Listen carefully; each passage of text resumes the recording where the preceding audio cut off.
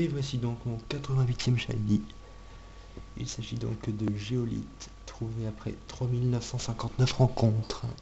Un petit chiffre qui était à peu près dans ce que j'avais prévu. Après vous vérifier, je me suis dit bon, il faut équilibrer, j'ai fait un petit chiffre.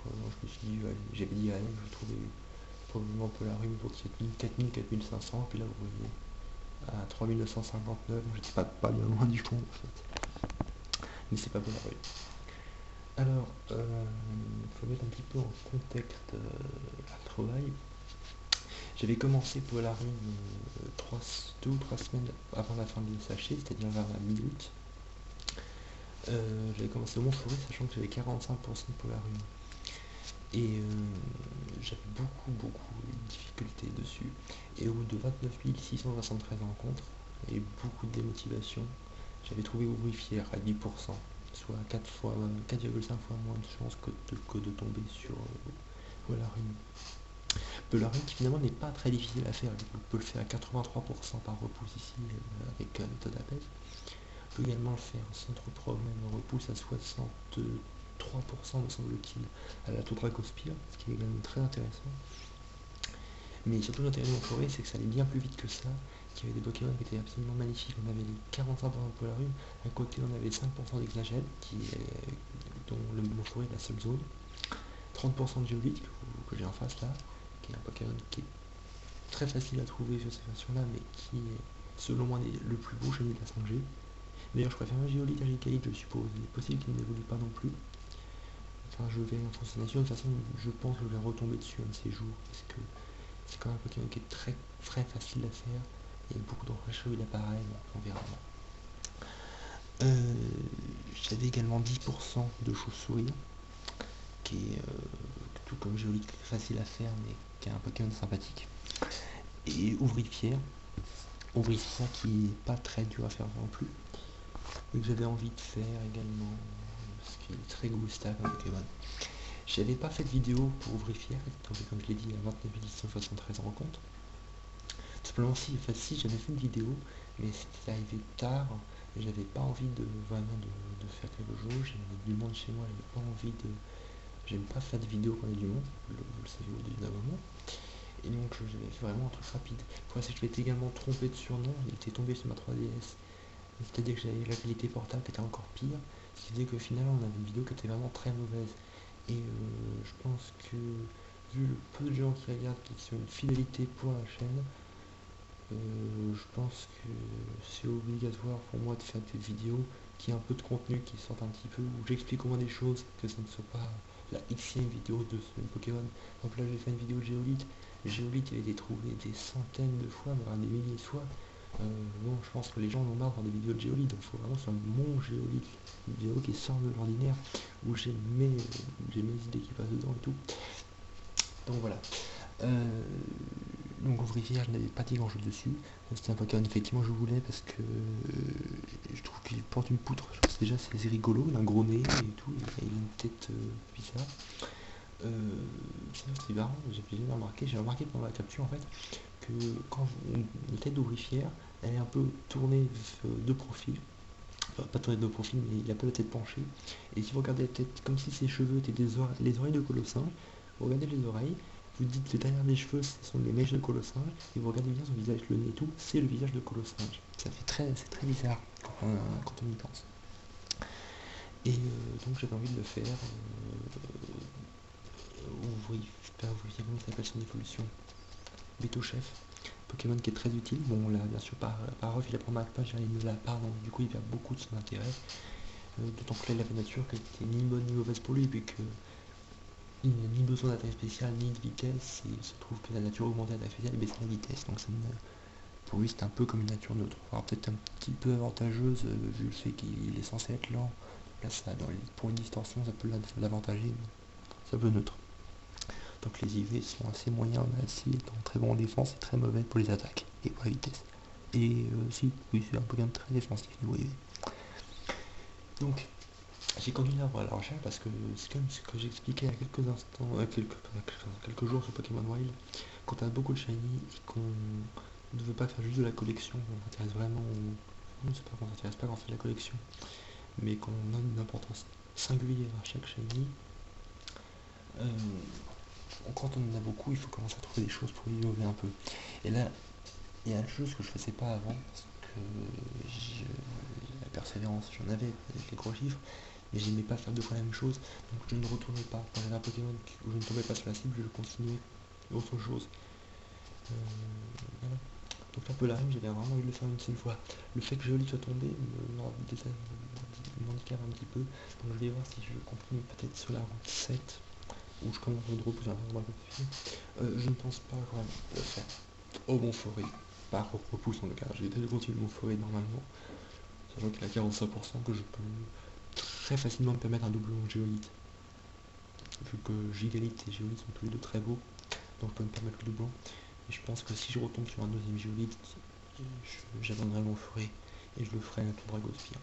Je vais continuer Géolite, enfin, je vais aussi, j'ai la qui pue un peu du cul, donc le Polarium. Continue Polarium. Vous excusez de ma voix un petit peu faiblarde, je suis tout seul, il est un peu presque 22 heures et les murs de l'appart sont pas très isolants, donc voilà. On va le capturer. Alors, en contexte de la trouvaille, j'étais en train de regarder un DVD. Je peux faire ça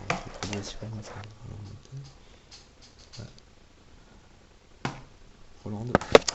Et il me restait, attendez, je vais dire ça, il me restait même pas 15 minutes, ouais. 15 minutes de vidéo. Donc j'étais vers la fin. C'est à 3959ème, j'avais dit, bon, ce soir, je me couche, je marquerai à 4000. Donc, 41 rencontres avant l'avance que j'avais voulu, parce que j'avais prévu. Je parle beaucoup, il faut. Donc voilà, donc j'étais en train de commencer une vidéo sur le débat entre chômage pas chômage, Gustave de Cavannes qui encore une fois est bourré et fait n'importe quoi, enfin c'est son habitude. Et donc je vois Géolite. Ma réaction dans ma tête ça a été ouais. Et en même temps j'en sais bien parce que je disais ouais, et en écho je me disais mais c'est pas celui que je veux. Ouais mais c'est pas celui que je veux. Ouais mais c'est pas celui que je veux. C'était ça. Mais vraiment Géolite c'est vraiment le plus beau Pokémon en shiny de la 5G selon moi. Regardez-moi ces couleurs. C'est un peu. Ouais, c'est le Graval en chargé, mais regardez. Il est violet, il est sur orange, il a les cailloux bleus comme ça. Il n'y a aucun autre shiny qui a cette couleur. Vous allez me dire, c'est un peu les couleurs de Regice. C'est possible, mais bon, je ne vois pas Regice tous les jours. Et je trouve que c'est vraiment une très beau shiny. Bon, on va capturer vite fait. Gros fatal, voilà. Fumeur de fer. Bon, il a aucun attaque suicide, allez vérifier. Gros fatal. Il fait coup de bout, d'accord. Sac. Scuba Ball est très utilisé sur lui. Super aussi. Les balles bleues sont très utilisées en général. Et j'avais envie de sortir un peu, mais en fait non. X-Ball peut-être.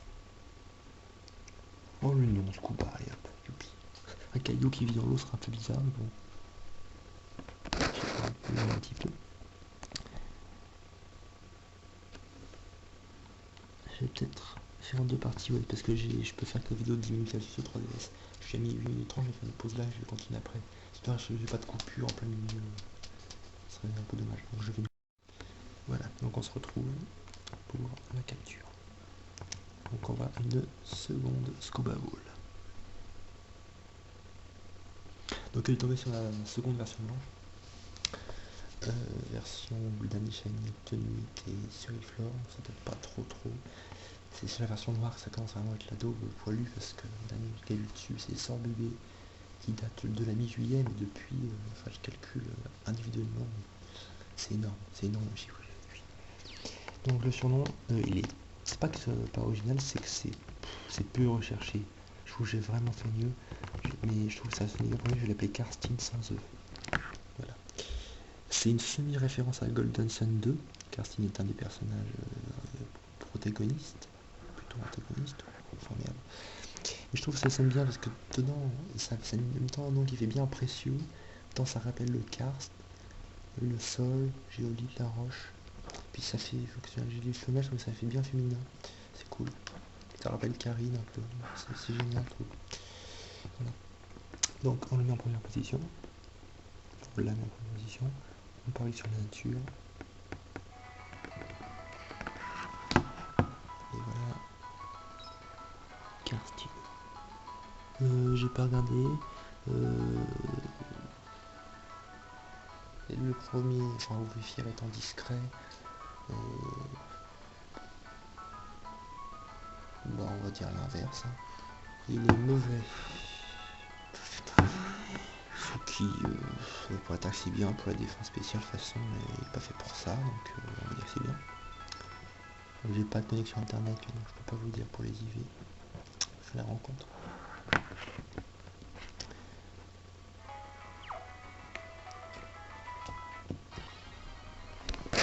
Donc c'est mon 88e chenille. Joli pour mal, la Garstine. Cool. C'est exactement pareil que pour Sœur Bébé, c'est que j'ai pas vu l'ombre. Enfin, oui, l'ombre, on peut dire l'ombre. J'ai pas vu l'apparition non plus. Quand j'ai baissé les yeux, c'était vraiment la dernière fraction de seconde avant que les étoiles arrivent. C'était cool. Deuxième chérite. Voilà. Donc j'ai pas grand chose à rajouter dessus. Si, quand même. Bon, je disais, c'est mon 88e. Je compte continuer Polarum, comme je l'ai dit. Ça commence à peut devenir un petit peu gênant, parce que j'ai pas envie de trop de faire bon. Puis bon, j'approche des 90 que j'avais, et en 90, je vais absolument faire Suicune. Parce que j'ai vraiment envie de terminer le trio des chiens, des félins, ce que vous voulez. Moi je dis les bestioles, c'est plus rapide. Comme ça, il n'y a pas de jaloux. Puis j'aimerais bien profiter des versions 3G parce que j'ai eu Galekid. Enfin, c'est la même logique que Polarum, je veux ma Kuita. Je suis dans Galekid, là je continue ma Kuita. Je suis à 2200 il me semble. Et je vais vérifier dans l'instant, je suis l'autre pour le vérifier. Je suis à 1944 rencontrés exactement pour ma Kuita. Donc là je recommence à 0 pour Polarum. Si on additionne les deux chiffres, on approche des 34 000 rencontres. Peut-être un petit peu plus. Oh putain, enfoiré. Tu me volais mon pins.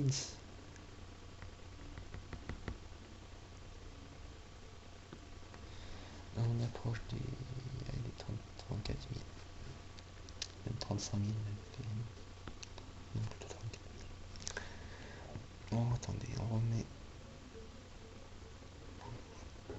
Oui, on sait pas pourquoi il y a les gens bourrés qui genre le lac du Connemara à l'extérieur. Enfin bon, ça c'est autre chose. Ça fait une Michel Sardou, c'est très bien, surtout pour les gens bourrés. Voilà. Donc j'ai fait une dernière rencontre là.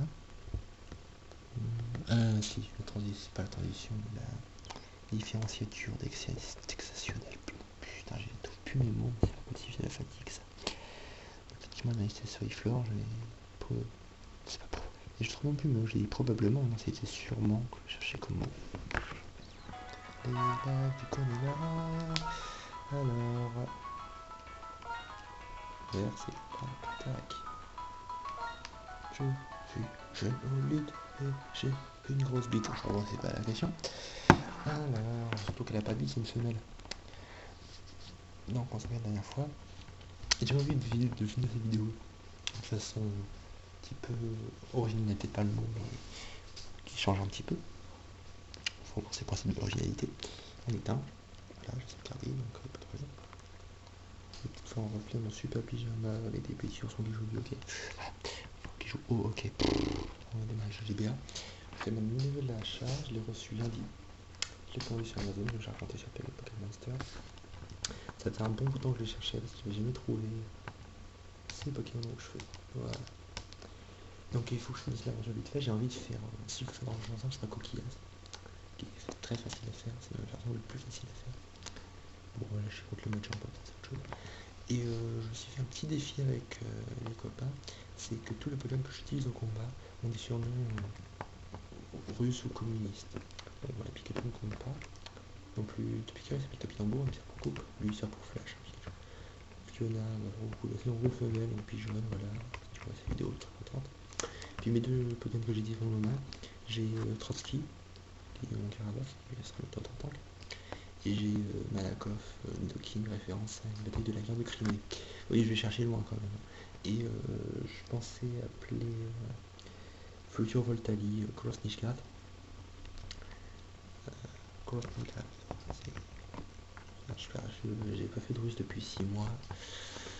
J'ai un peu perdu en maîtrise de prononciation. Qu'une seule la forteresse fictive de Metal Gear Solid 3. Que je trouve en Russie, voilà, qui est soviétique, donc on les aime bien. Donc voilà, franchement, je regarde devant votre genre, ça sert à rien. Bon, on va s'arrêter là. Je vous souhaite bonne chance, Spinda, et j'espère qu'on se retrouvera bientôt pour Polaris.